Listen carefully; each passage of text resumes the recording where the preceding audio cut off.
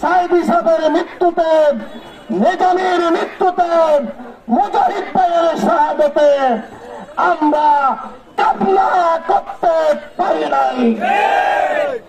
আওয়ামী লীগের জুলুম নোয়াখালীর সেনবাগে মিছিলোত্তর সমাবেশের পরে একজন ছাত্র দলের, একজন যুব দলের বউকে গুলি করে হত্যা করার ইতিহাস আওয়ামী লীগের ইতিহাস।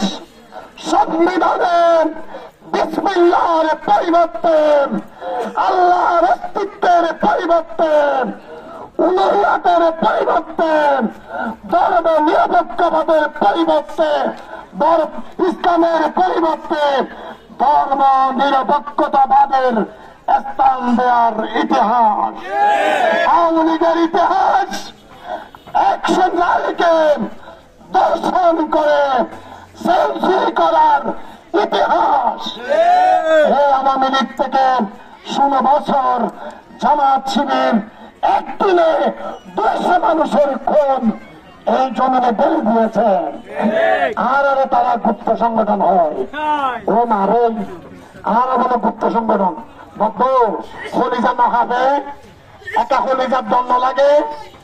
আর অন্যান্য মানুষ সমুৎসারী, কিন্তু আর যারা আছি আর নেতারে ফেলাই, আর নেত্রীরে ফেলাই, আর হনিকে নদায় পুলিশের বাসি দিলে, র্যাবের বাসি দিলে হনে হনে দায়, হনে হনে দূর থাকই।